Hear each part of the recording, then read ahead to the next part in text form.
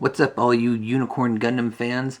It's time to finally take a look at the second release in the Robot Damashii line for the Unicorn Gundam Destroy mode, or NTD mode, however you want to say it. Like I said, second release, Bandai decided to take a second swing at this figure, and it does look very, very different from the first version, but since then I've gotten rid of that figure and upgraded to this one right here. But anyways, we're going to take a look at accessories, articulation, and just take a overall general look at them, and at the end, of course, I'm going to give you my final thoughts on the figure. But let's go with the easiest thing to showcase, and that's the articulation. I've decided to go ahead and do away with the backpack because, well, there's no articulation on it to begin with. To start off, just like any Robot Damashii, we're going to have several of the same things that we always see with them, namely double joints in the elbows and in the knees. So you see a nice bend right there. Even though this doesn't really do a full bend, you can just see it. It bends right there, and it bends right there at the lower portion of the upper and lower leg. And let me just go ahead and put them back there. Now let's go ahead and start with the other articulation. Start from head to toe. Begin with, you got double joints. Double joints in the neck. You have a ball joint connecting the head to the neck, and the neck connecting with a ball joint to the torso there. So you get good nice motion in there. You can go 360 with the head, of course. Shoulders, not too complicated. You do have a nice little bend forward and back. You can even bend the arms to go outward like that. He can do 360 at the upper bicep there. And like I already showed you, double joints in the elbows, so don't know why I went over that again. His shoulder armor can bend upward, and then you can bend him forward up a little bit like that. And he, of course, has ball jointed hands. Very, very nice. For the torso, the upper portion does seem to look like we have... It's hard to tell with these things sometimes. Yeah, I think it's just two portions, or two points of articulation. One in the mid-torso right there, and then one in the lower connecting the legs to the torso itself. And you can bend him 360 at the torso, but it's kind of hard and stiff for my figure, so I'm not going to really attempt it.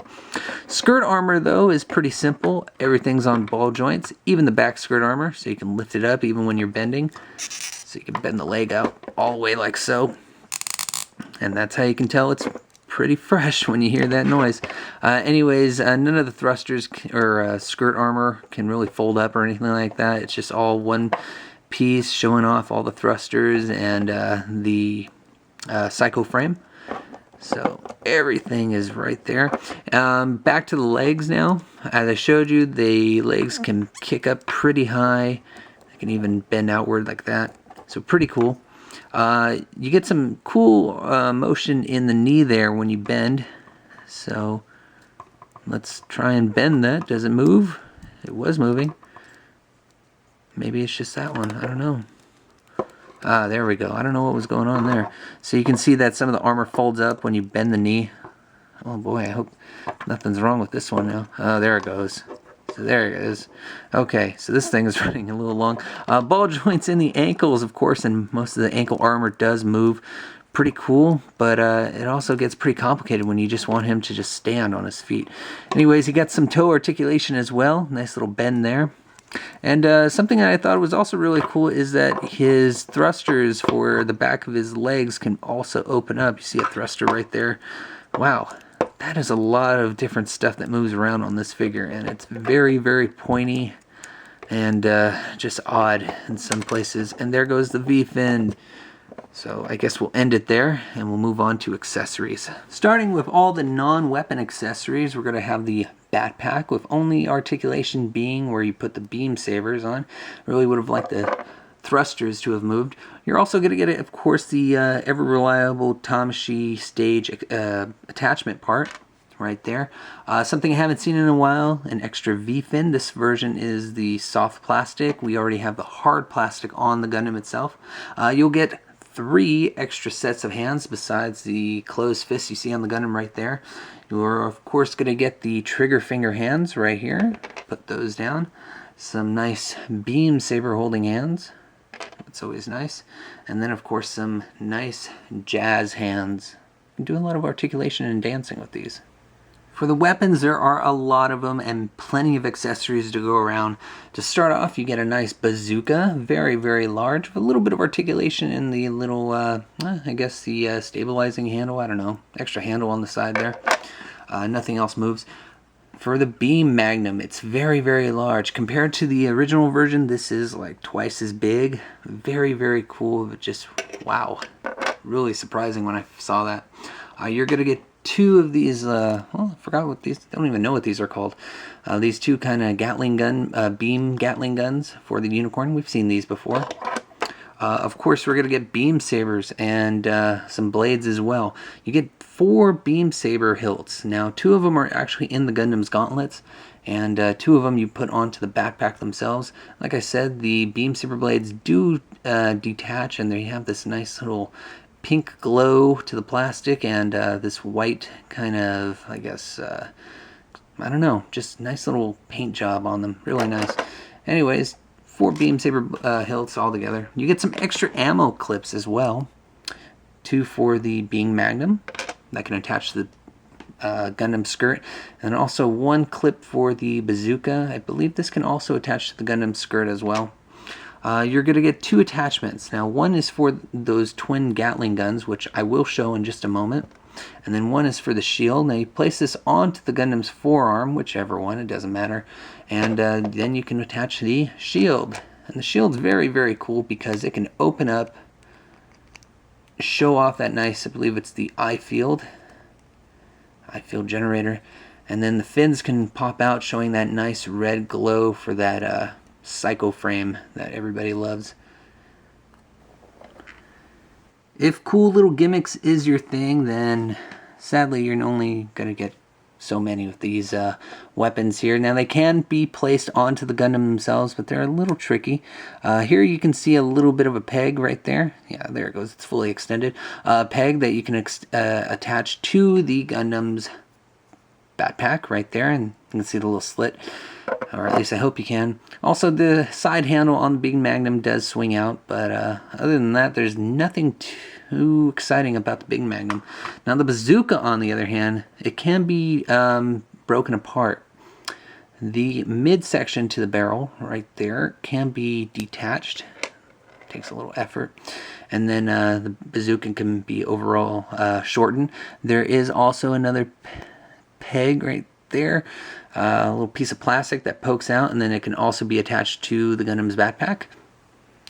The coolest things, however, are these twin beam Gatling guns. Now, very, very odd the way you can actually combine these two. To start off, though, you do get a little bit of articulation on these things. The scopes do move around.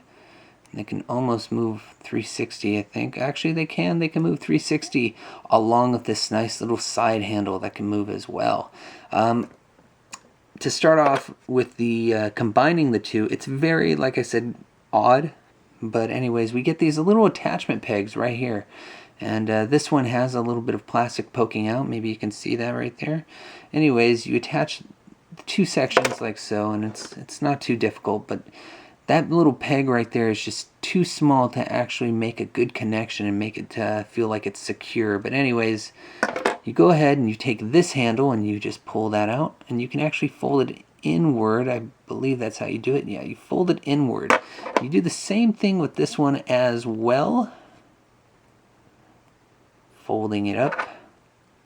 Boy, I can just tell this is going to be a long review. And then, like so, you have the twin Gatling guns, but that's where that special little attachment that I showed you for it comes into play. As you can see, there's 2 holes right there, and this attachment looks like it's just going to fit in there perfectly. And I'm wondering if I can do this on camera without having to stop it.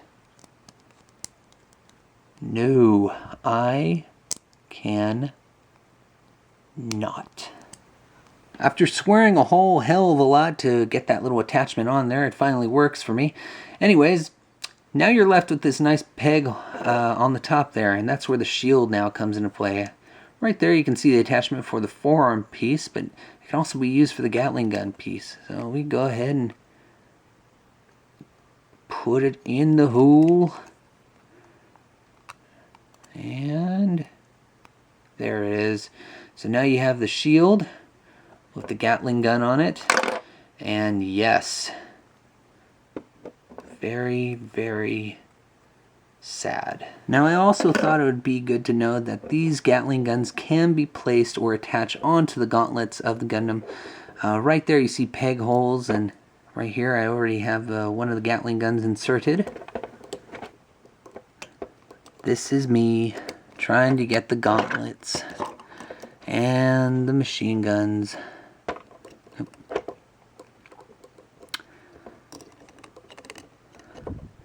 As you all can tell, very complicated work.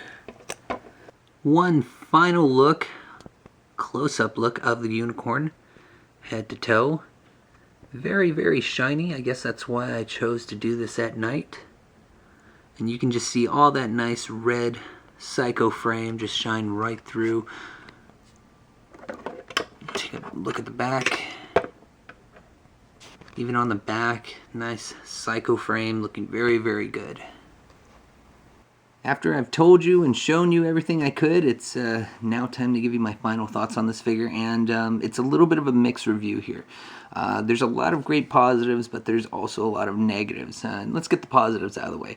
The first being, of course, all the accessories you get. With this guy, you get a number of different guns and different little parts, and that's really, really cool. I love seeing that a lot. The also plus thing is that the psycho frame that's on the figure now is a lot more vibrant, whereas the version 1 was kind of a dull red and just didn't really feel good. This one's really nice, especially when you get some light shining on it. You know, some of it really sparkles and it looks actually really excellent. The other thing is it's up to scale with the Sinanju. I remember taking the version 1 Unicorn Gundam Destroy mode and comparing it to the Sinanju, and it just looked really off and really just not right. But with this newer version now, we get this nice, bigger, bulkier, it looks tougher now figure. Now, with those positives out of the way, let's go ahead and get into the negatives, and there's I'd say just as many negatives. The first being is that this is just a re-release, and I hate that. I hate that Bandai was really, really slow on the horse on this one, and they had to reissue this release when there's practically hardly no real big changes other than it's a little bit bigger and it has the nice metallic looking psycho frame paint on it. And what goes along with that is that the price tag is marked up quite a bit, and that's really, really sad. I mean, this figure is now going for like $40 upward on eBay and all the other sites you have to look for it at. If you can look for it for its release price date, then you know you're doing a great job and you found it for a really good price. But nowadays everybody's charging way up the ass for figures like this. So the other thing is that for some reason that whole Gatling gun situation was just not working for me. It didn't want to clamp onto the arm. It was really pissing me off, and I hated that. I hated that so much. I don't know if it was just mine, but in any case, that's all right. Now, the third thing, and this is really important, it's that I have a feeling that we're going to get a third version of this. Now, we already have seen news for the more articulated, more accurate re-release of the Unicorn Gundam with its full action, whatever you want to call it. And with Unicorn coming to an end, I kind of feel like there's going to be like a special edition, a Damashii exclusive for the full armored Unicorn with green psycho frame and such. And so with that, you know, really just buying multiple figures and stuff like that, that just pisses me off. I hate doing that. Nobody has that money to spend, so it's kind of a fucking waste of time and money, and I'd rather just get the full action mode than have to deal with, you know, figure after figure after figure. So with that being said, I mean, is this a figure to get? It's half and half. It's both a yes and both a no. If you want to get, if you prefer the red psycho framed version of the Unicorn, then this is definitely a nice figure. It's a really good touch. The paint, like I said, is really nice. I found no major mistakes anywhere. So it's definitely a nice figure to get. But if you prefer the green one, which I'm pretty sure they're going to release sometime next year, then, you know, don't bother. Save your money. Hold out for that one. because most likely, because it's the full armor and there's going to be more than likely all the parts in it, you're going to have to pay probably around $100 upward for that. So I hope you guys enjoyed this review. Please stay tuned for more. Hit the like, dislike button, subscribe, do all that good stuff. There's a lot more stuff coming. God, I just said stuff like a million times. Anyways, a lot of great figures to review coming soon, and that's it. So I hope you guys enjoyed the review. Take care, guys.